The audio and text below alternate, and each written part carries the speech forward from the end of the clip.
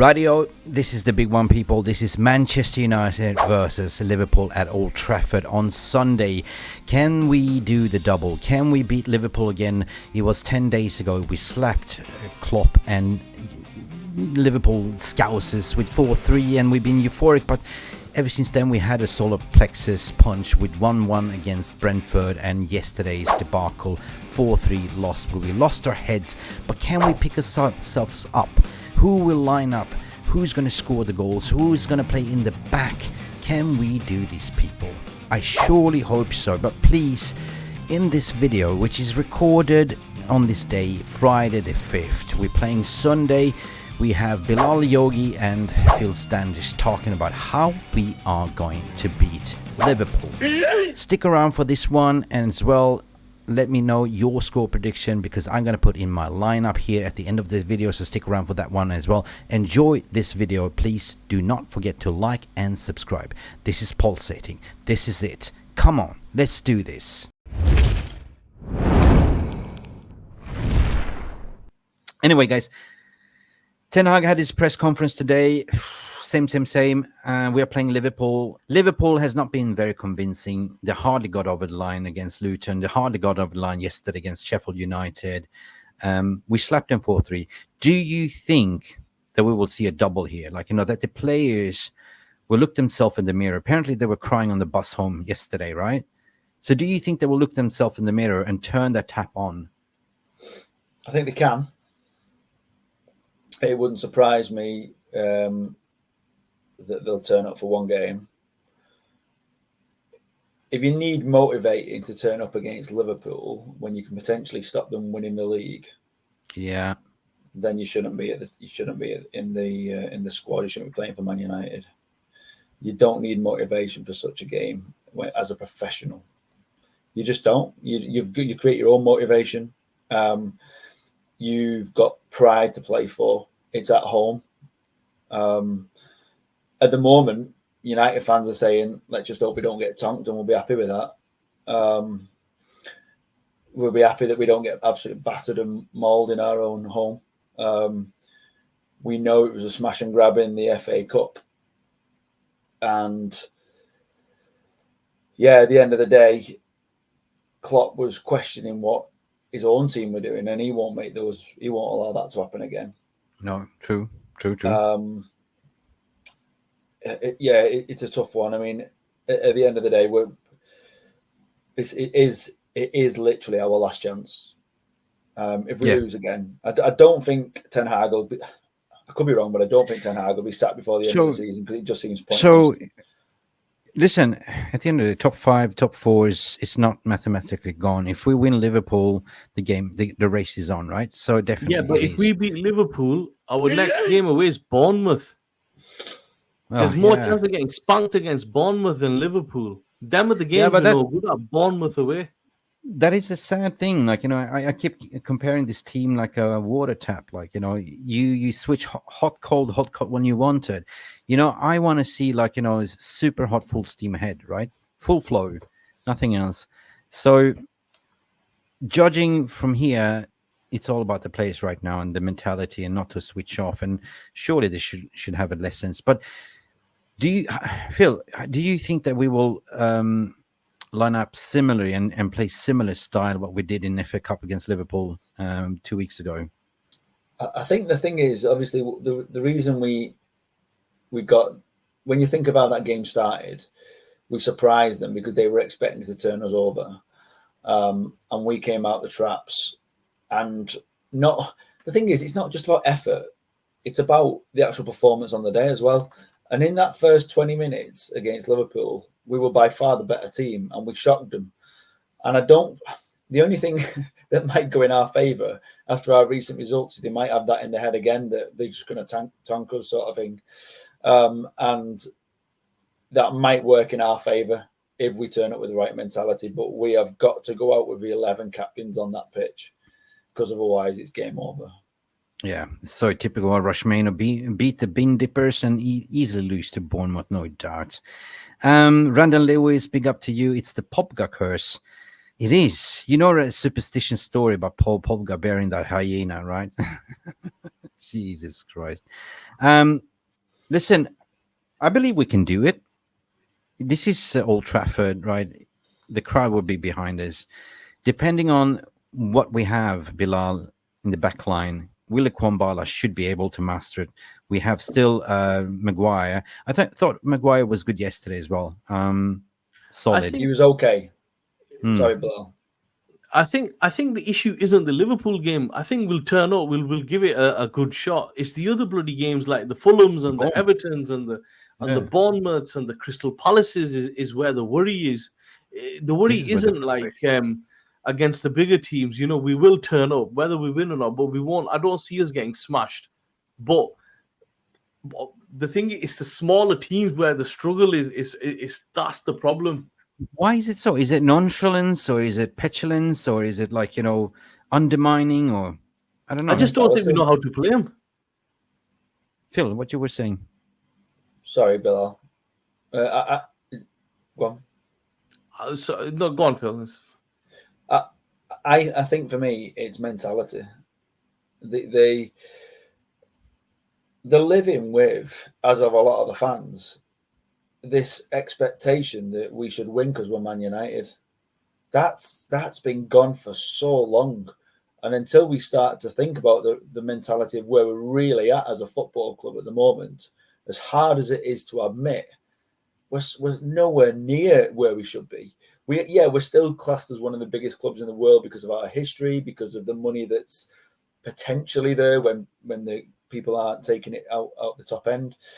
But at the end of the day, they just think that they've got a right to go out there and beat the lower teams. So it's the mentally preparing for it. You know, we again, as my talking as my little manager role sort of thing with the kids, we tell the kids when we're playing, but I won't use any specifics, but we've got a couple of kids who turn up when we're playing teams lower in the league and they're going, "Oh, bottom of the league, it's brilliant. We're going to smash them." It's like, no, be quiet. If you carry on with that, you won't be starting today. And that's the sort of attitude that goes from an 11-year-old child right through to to the professional at the top. They're thinking, all right. We don't need to try as hard for this one. We'll be all right with this one. No. Drummer 3354, big up to you. Said it's ignorance, and I agree with you. Yeah. Listen, guys, just want to touch base on that because I'm afraid of something. And if we speak about petulance and ignorance, there's at least you see the kids are not getting influenced as of yet. Garnacho keeps fighting to the end. He's not really influenced by the senior negativities. Bruno Fernandes, come on, pull yourself out. Don't roll around the grass and be petulant. One thing that irritates me when I saw Phil Foden the other day got fouled. Instead of he didn't complain, but he got up, got the ball, and scored. Remember that goal? He scored a hat trick. Yeah, I didn't see it. That's different. That's against a different. Villa. There's a different mentality and professionality. You know, stop whinging and start playing football, right? And I'm just afraid. I just want to make a valid point here. The reason why I'm stressed to get rid of the dead woods or the toxic elements without mentioning names, because everyone knows who they are, right?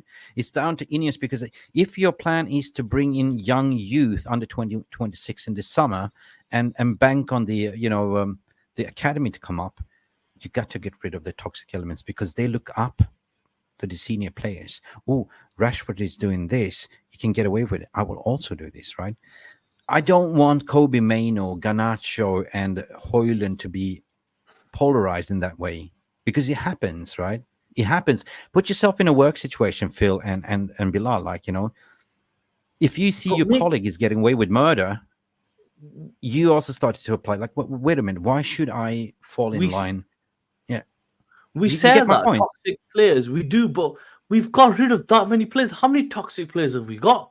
We got rid of Pogba, Lingard, Dean Henderson, so many, De Gea, even the players you didn't think were toxic, and you started questioning, are they toxic or not? We got rid of them all, right? Really, we were only left with but who are the toxic players? Because to me, every year, summer we're getting rid of toxic players, and then the following summer we're getting rid of more. How many toxic players are there? Is it all 30 players? That's a big question. We don't know. I know one journalist knows. His name is Samuel Ockrast. He knows everything what's going on there, apparently. So listen, at the end of the day, I know you're pressed for time, Phil. You overstayed. You said 60 minutes. Guys, brilliant, everyone. It's Friday afternoon. Let's just dust it off. It's been therapy session. We spoke about everything. I was planning to do a little bit of a watching the Ten Hag's presser, but what's the point? Or do you want to do that? Or should we just park it in the bus? Everyone knows. Just go with, it's just, what more can he say? He needs to, he needs to just deliver. Before we continue, Phil, I might not have you on. I know you're a busy man. You're going for, you have a semi-final tomorrow, I guess, with your team, right? That you're coaching. Big up for you. Thank you. What do you think? Will we turn up? What would be the score prediction? I think I'm going to I've got, at the end of the day, you've always got to back your own team, whether you believe it or not. You've just got to, in the hope that they can do something. Because if they turn up on the day, they can win, they can surprise, but they've got to turn up with the right mentality. And if Old Trafford isn't rocking and sucking that ball in the back of the net for us, I think the problem is, do you go out guns blazing and go toe-to-toe? Or I don't think we can outmaster them, because I don't think Ten Hag's got the skill set in his locker. So you've just got to go for it. You just got to go for it. And if damage limitation comes into place, then you've got to stop trying to chase it and just go, right, okay, it didn't happen, move on. But I'm gonna say like a 2-1. 2-1, a bold 2-1. But that's really that's hoping United get it. But I don't believe it. I don't believe it. Right. It's my heart, not my head. Yeah. Just going back to big up Linda Warrington. I agree with your statement. Ineos don't get rid of the dead wood. They're not people to take us forward. 100% agree with you. Bilal, how do we beat Liverpool? Are you agreeing? I just think play with confidence. Play your game. You've beaten once before. You beat him last season. Believe in yourself and take the game to them like we did in the last game. They'll be on edge as well, because they're going for a title race. They've got more to lose than us. One slip up to us, they can derail the whole season. So they'll be on edge as well, and play your game and use that to your advantage.